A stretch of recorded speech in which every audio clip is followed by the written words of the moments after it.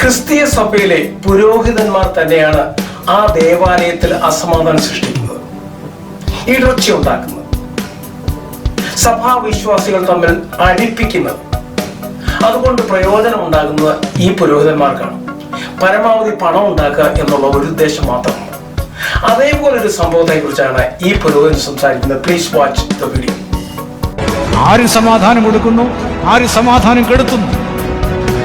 PT. തോമസിന് സമാധാനം കെടുത്തിയത് അദ്ദേഹത്തിന്റെ സഭയിലെ പുരോഹിതന്മാർ. പി.ടി. തോമസ് ദൈവവിശ്വാസിയാണ്.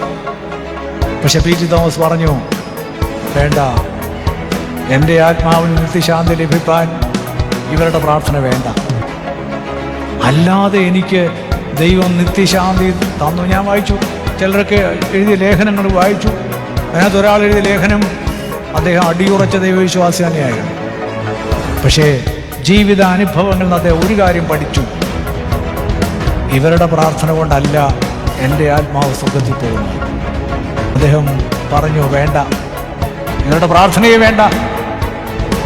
കാരണം അദ്ദേഹത്തിൻ്റെ രാഷ്ട്രീയ ജീവിതത്തിൽ ഏറ്റവും കൂടുതൽ അദ്ദേഹത്തെ കൊള്ളരുതാത്തവനാക്കിയതാരാണ്? സഭയിലെ നേതാക്കന്മാർ, പുരോഹിതന്മാർ.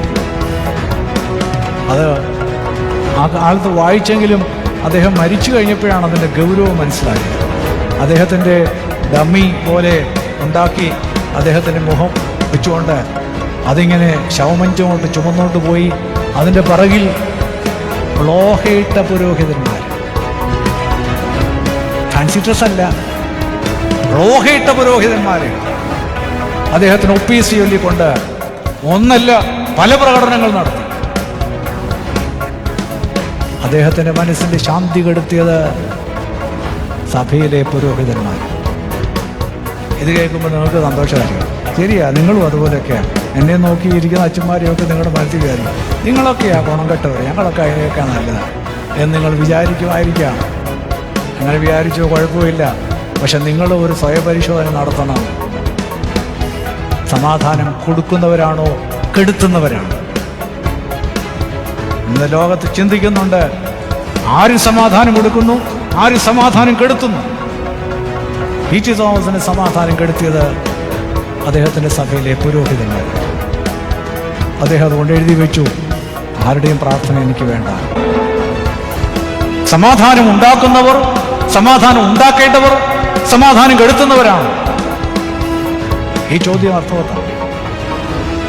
ഈ ലോകത്തിലെ ഏറ്റവും കൂടുതൽ സമാധാനം നിലനിൽക്കേണ്ട ഇടം എവിടമാണ്? ആരാധിക്കുന്ന ഇടം. ഇവിടെയെല്ലാം ആരാധന നടത്തുന്നു.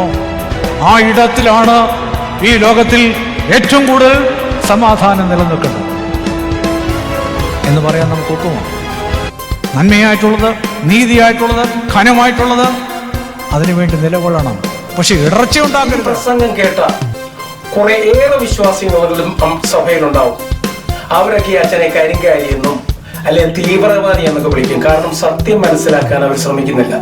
അതുകൊണ്ടാണ് നമ്മൾ അവരെ വിളിക്കുന്നത് മൊണ്ണ വിശ്വാസികളെന്ന്. സത്യം മനസ്സിലാക്കാതെ ഈ പുരോഹിതന്മാരുടെ കയ്യെ നോക്കാനും കാലയിൽ നോക്കാനും, അതുകൂടാതെ എത്രമാത്രം പണം ചോദിച്ചാൽ കാൽക്കൾ കൊണ്ട് വെക്കാനും ഒക്കെ അവർ ചെയ്യുന്നത്. അതാണ് അവരുടെ സന്തോഷം. ഈ പുരോഹിതന്മാരെല്ലാം വളരെ സന്തോഷവാന്മാരാണ്. അങ്ങനെയുള്ള വിശ്വാസികളാണ് അവർക്ക് ആവശ്യം. Thank you for watching TNN Global Media. See you next time. Thank you.